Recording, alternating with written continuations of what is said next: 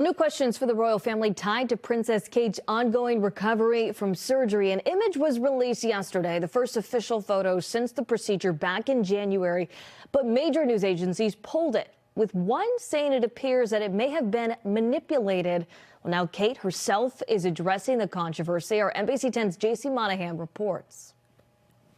These were not the headlines Kensington Palace was hoping for. This photo of Kate, the Princess of Wales, and her 3 kids was first released on social media yesterday by Kensington Palace to celebrate Mother's Day in the UK. The post, here on X, includes Kate's first message to the public since January.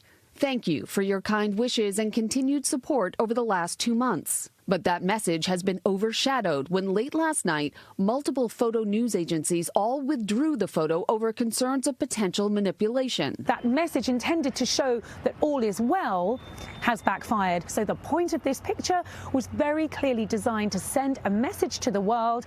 Yes, she's here. Yes, she's recovering well. The AP saying in a statement they retracted the image because at closer inspection, it appears that the source had manipulated the image in a way that did not meet AP's photo standards.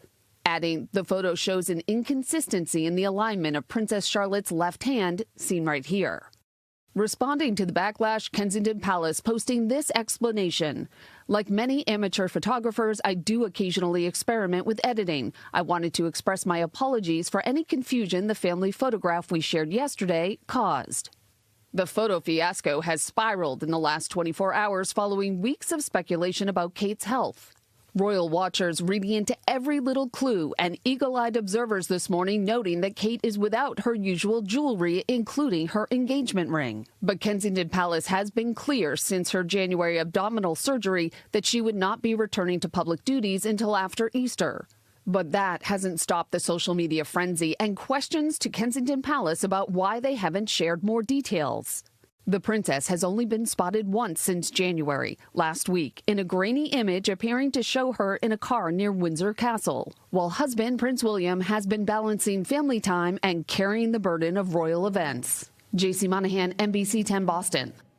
Well, obviously, there's no shortage of British tea or palace intrigue being spilled here, but could there be something more? Let's dig deeper into the headline. Our political commentator, Sue O'Connell, here to join us this afternoon. Sue, you think there's a political danger here that news organizations and voters should pay attention to. What is it? Yeah, Priscilla, I know we just recapped what happened and what the palace says happened, but let's take a closer look. A political body, the royal family, released a photo that international news organizations like the Associated Press took at face value and published, and then it turns out it wasn't what it seemed to be.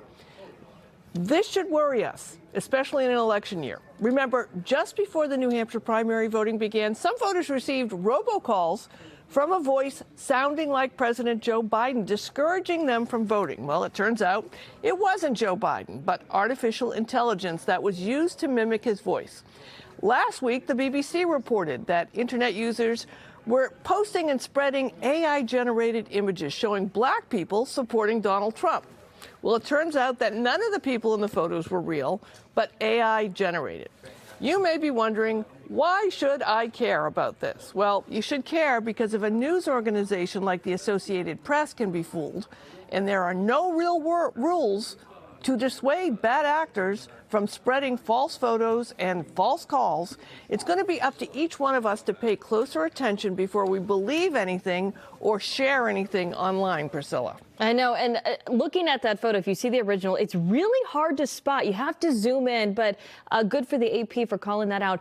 Let's stay on technology and politics. Lawmakers in Washington, they are considering a bill. We've talked about this for a while now that would force TikTok's Chinese parent company ByteDance to divest its ownership of the app within 165 days or see TikTok banned from app stores here in the U.S.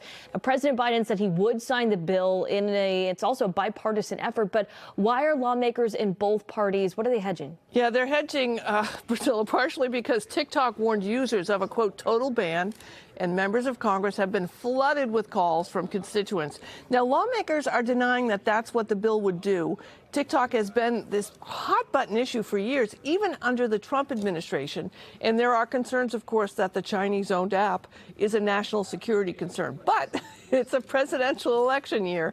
And while the Biden administration says they support legislation, They want to regulate TikTok and have banned it from federal devices. The Biden campaign joined TikTok last month. So all sides are balancing security concerns against angering voters. Yeah, interesting point there. Meanwhile, former President Trump, who is now considered the presumptive Republican nominee for president, he told CNBC today that he fears banning TikTok, but when he was president, he tried to have TikTok removed from app stores. What do you think has changed here? Oh, who knows, Priscilla? Trump's position completely unclear. He also said today that banning TikTok would help Facebook, which he then called Facebook a, quote, enemy of the people, end quote. So he was against TikTok when he was president, but now he's for it as a candidate, but only because TikTok restrictions would theoretically help Facebook, even though he says he still has TikTok security concerns. So I think either Trump is just trying to find a way to disagree with President Biden, or he's confused and he has no idea what he's talking about. I go with B.